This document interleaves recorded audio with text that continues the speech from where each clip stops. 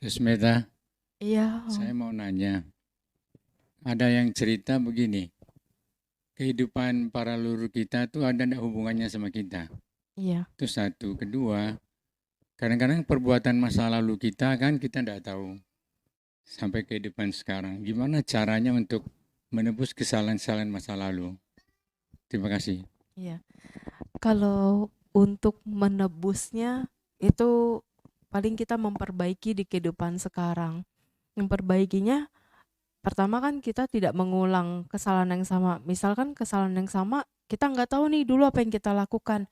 Maka itu dari sekarang kita lebih menjaga kalau memang itu tidak baik jangan kita lakukan. Kalau itu tidak baik jangan kita ucapkan kayak gitu. Sudah itu gini Susmita, sorry.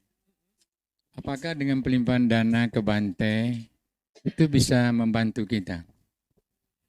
Membantu untuk memupuk karma baik kalau itu. Iya. Tetapi kalau untuk mengikis karma lampau itu bukan cara kayak gitu sih, lebih ke diri sendiri, perbaikan diri gitu. Dengan perbuatan-perbuatan baik gitu ya. Iya. Terima kasih. Hmm.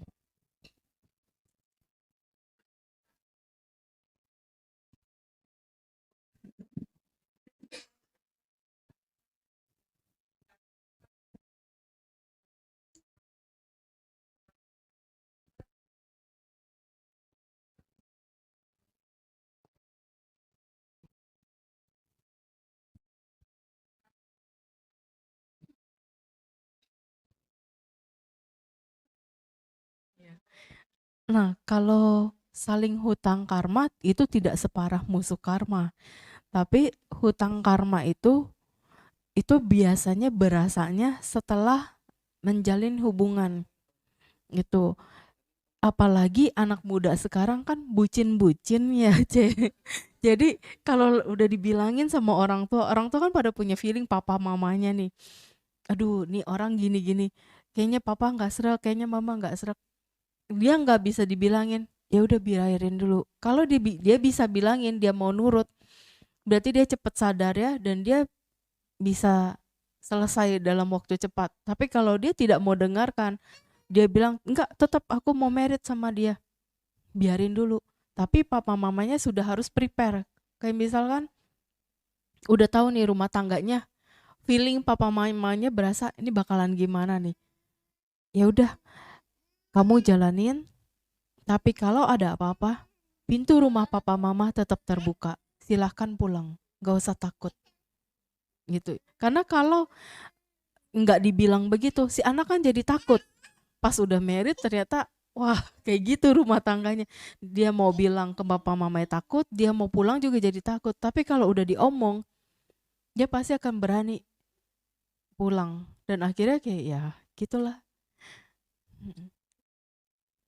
Sama-sama. Ada lagi? Bo.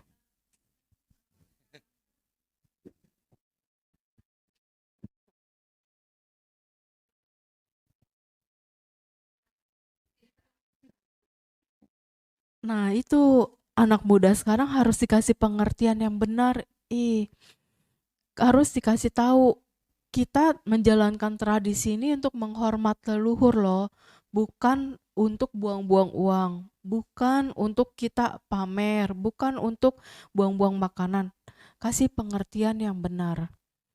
Gitu, karena kita menghormati leluhur. Kalau sekarang kan juga ada tuh yang katanya sandwich generation. Yang dibilang sandwich generation, mereka menganggap mereka tidak mau dilahirkan tapi kenapa harus ikut nanggung beban orang tuanya, harus ikut em, ngurusin leluhur-leluhurnya segala. Itu pikiran mereka yang sudah tercampur dengan pola pikir orang barat di mana tidak peduli sama orang tuanya. Jadi kita harus kasih pemahaman yang benar. Sandwich generation itu jangan diikutin kata sandwichnya. Itu karena menjadi tekanan buat mereka. Tapi kita harus kasih pengertian yang benar. Sebagai anak, siapa sih memang yang mau dilahirin? Tapi semua berjalan karena karma masing-masing. Kedua, mereka harus tahu leluhur ini harus dihormati. Harus dihormati bukan leluhur gila hormat, tetapi memang cara kita untuk berbakti kepada orang-orang yang sudah mendahului kita ya hanya dengan berdoa secara tradisi karena menghormati lagi. Terus kalau dibilang lagi, kan bisa dengan acara pelimpahan jasa atau dengan doa-doa yang lain. Memang pelimpahan jasa bisa dilakukan membantu dengan mudah mereka terlahir dalam bahagia. Tapi kan masih ada leluhur-leluhur yang masih melekat dengan tradisi. Kalau kemelekatan dengan tradisi ini, cara menghilangkannya ya terus aja dilakukan sampai mereka akan merasa oke, cukup, akan merasa cukup sendiri. Kalau belum ada rasa cukup di antara yang melekat tradisi tersebut, ya udah nggak apa-apa, terusin aja. Toh tidak merugikan siapapun, tetap sembahyang leluhur itu juga karma baik. Karena apa? Mendoakan para leluhur. Terus nanti sisa makanannya kalau tidak mau dimakan sendiri, bisa dikumpulkan, bagi-bagi ke orang yang membutuhkan. Gitu. Kalau misalkan ya kan ada babinya gitu. Ya udah yang daging babinya jangan dibagiin. Daging babinya mungkin bisa bagi ya ke sanak-sanak saudara atau ya makan sendiri. Tapi yang lainnya kan bisa dibagiin buah, yang lain sayur segala macam. Tetap kita ambil sisi positif, hal-hal baik yang bisa kita lakukan ya. Bukan buang-buang uangnya, bukan dari sisi yang negatifnya. Selalu ingetin jangan ikut-ikutan orang barat untuk menganggap hal seperti ini adalah sandwich generation. Yang ada nanti dia ketika merasakan orang menjadi orang tua, dia akan merasakan sendiri. Gitu. Ketika anaknya lebih tidak peduli lagi dari yang dia lakukan terhadap kita orang tuanya. Yang penting kita tunjukin dulu nih kita bisa berubah. Kalau kita tunjukin kita bisa berubah, maka anak-anak kita akan ngikutin. Oh mama berubah nih, oh mama gini. Dia akan ngelihat perubahan kita secara tidak langsung itu berpengaruh. Mereka ikutan berubah. Karena kalau kita yang bilang, kamu berubah dulu. Kalau kamu tidak berubah, orangnya gimana? Ada yang mau suka kamu, gimana teman-teman kamu mau deket. Susah untuk ngebilangin anak, kamu berubah dulu. Dia bingung berubahnya kayak gimana. Bahkan dia bisa nanya balik, aku harus berubah apa? Gitu. Kalau kita bilang, kamu berubah, kamu soalnya gini, gini, gini, gini. Dia nggak merasa. Gitu. Jangankan dia, mungkin kita juga bisa aja seperti itu tidak berasa. Jadi kita harus contohin dulu. Oke, kamu nggak suka ya sifat mama begini begini gini. Oke, mama akan rubah, mama akan perbaiki. Setelah kita rubah, setelah kita perbaiki, kita nggak usah ngomong. Nanti dia melihat sendiri perubahan yang terjadi di diri kita. Gitu. Jadi terhadap pasangan juga gitu. Kamu berubah dulu, nggak usah nunggu dia yang berubah, kita yang berubah dulu. Karena kalau kita nggak berubah, pasangan kita juga nggak akan berubah. Karena kuncinya semua di diri sendiri. Kalau sama-sama menyadari nih, oh aku ada kekurangan, oh aku harus berubah. Terus pasangannya juga berpikir yang sama, oh aku ada kekurangan, aku harus berubah. Itu akan menjadi lebih baik buat semuanya. Gitu. Iya, iya. Ada lagi?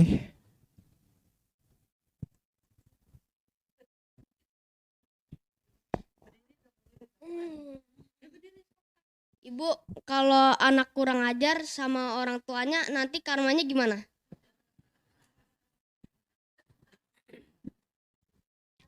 Iya, kalau anak kurang ajar sama orang tuanya, nanti karma buruknya berat. Kamunya tuh susah di dalam kayak cari kerja. Terus selain kerja, kamu buat dapat teman baik susah, dapat pasangan baik susah. Rezeki juga seret kayak gitu.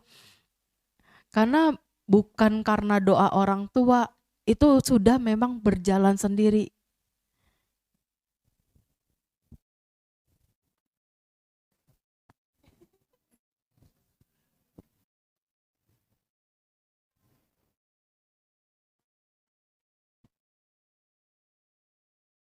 Ya, Kamu harus bisa lebih baik biar rezekinya bagus nanti.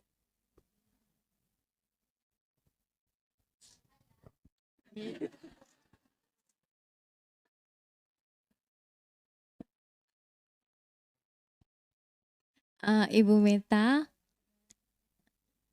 iya, kita kan agama Buddha ya, terus dengan bisa mengetahui kehidupan lampau dan Ibu bisa melihat alam lain, untuk menambah keyakinan kita bersama, apa yang bisa disambungkan dengan ajaran Buddha? Iya. Kalau kayak gitu, kan seperti tadi yang kita udah baca ya, yang Dhammanussati, yang Dhamma telah sempurna dibabarkan, mengundang untuk dibuktikan. Nah itu termaksud bukan untuk saya aja, untuk kita semua. Karena semua pasti ujung-ujungnya bisa seperti apa yang saya miliki ini. Jadi semua juga bisa melihat alam lain, semua juga nanti bisa melihat past life-nya masing-masing, dan itu untuk bisa terus kita memperbaiki diri tanpa melihat masa lalu pun, tanpa melihat alam lain pun, kita berusaha terus untuk memperbaiki diri sendiri. Itu secara tidak langsung itu perbaikan kualitas hidup kita untuk kedepannya gitu. Jadi dengan adanya kelebihan ini, itu lebih menunjang lagi, semakin lebih tahu jadinya, oh nggak boleh melakukan ini ya, oh nggak boleh melakukan itu ya gitu. Jadi lebih bisa mengontrol diri sendiri buat latihan ke dalam diri sih kayak gitu. Terima kasih.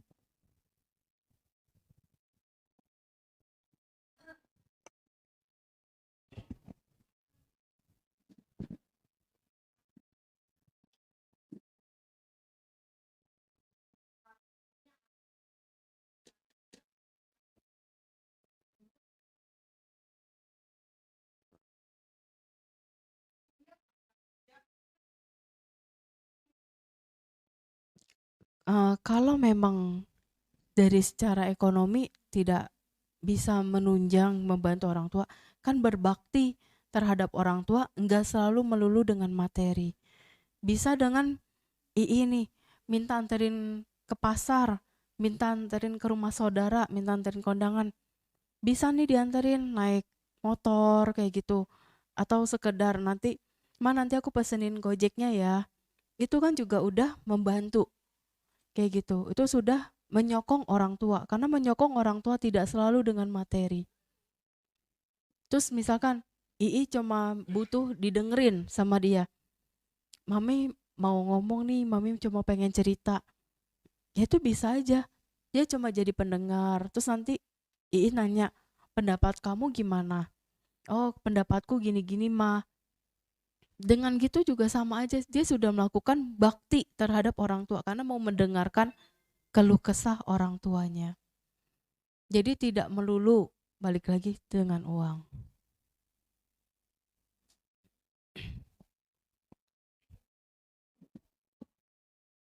Iya, iya.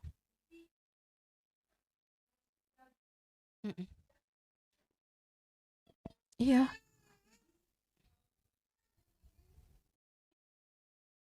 mm-mm.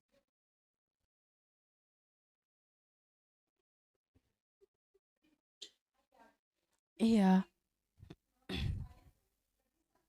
mm-mm. Iya, mm-mm. Enggak. Mm-mm. Kalau kayak gitu bijaksananya ya kan tetap kerja. Jadi setiap setelah jam kerja atau ada hari senggang, nah di situ luangin waktu untuk temenin dia segala macam.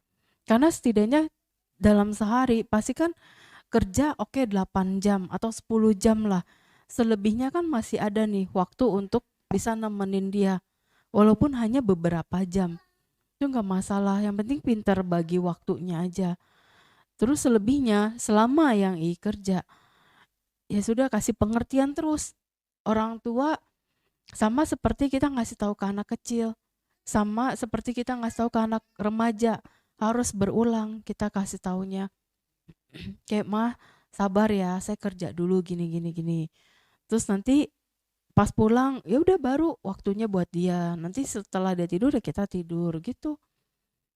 Hanya seperti itu yang bisa dilakukan.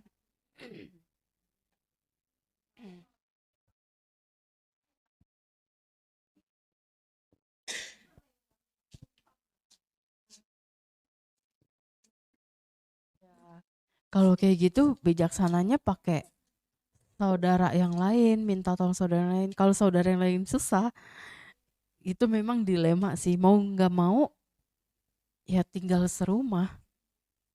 Jalan terakhirnya.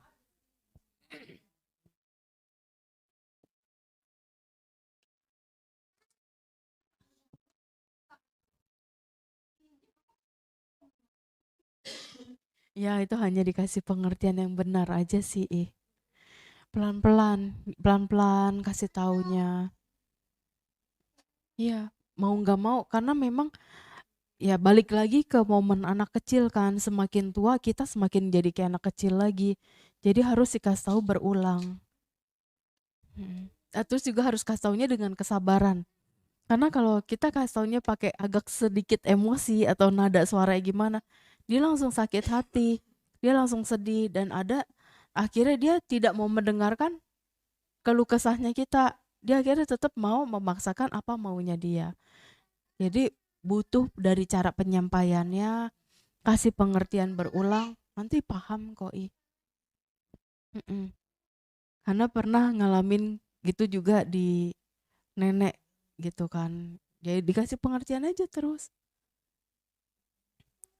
Lama-lama ya udah pelan-pelan mengerti. Butuh waktu aja sih. Oke, ada lagi karena ini udah mau jam 11, kita kasih satu pertanyaan terakhir.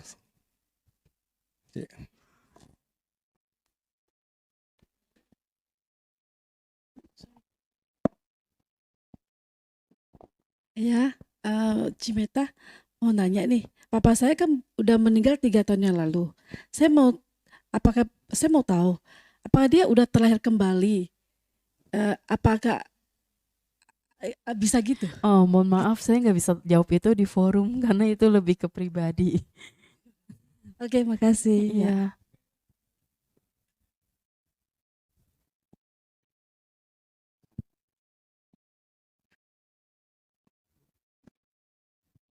Iya. Ada mengulang.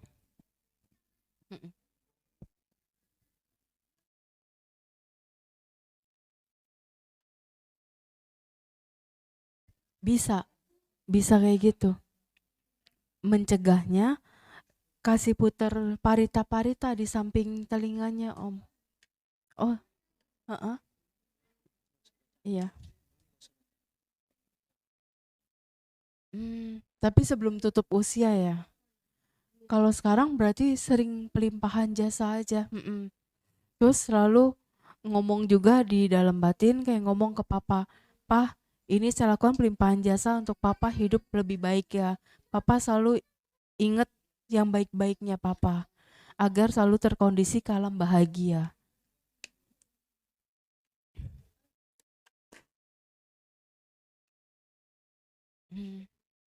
Iya.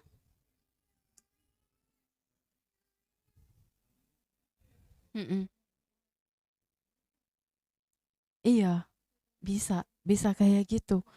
Karena ngigo itu seperti dia terbayang gitu, yang pernah dia temui, yang pernah dia lakukan semasa hidupnya itu dari dia kecil sampai dia menjelang tutup usia.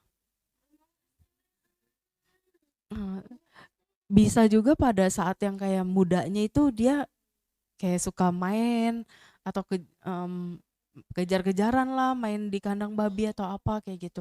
Bisa juga kayak gitu. Jadi keingetnya ya dia kayak lagi momen main gitu. Tapi yang dia ucapkan ya babinya, bisa kayak gitu. Iya, hampir semua begitu. Tapi kalau yang sakit tua ya Om, kalau yang meninggal mendadak enggak, kayak tiba-tiba spontan aja seperti tertidur. Mm-mm. Oke, semuanya ya, karena jam 11 kita tutup ya, Bapak-bapak, Ibu-ibu. Terima kasih Bu Meta. Iya, terima kasih. Saya minta maaf ya kalau ada salah kata atau ada hal-hal yang tidak berkenan.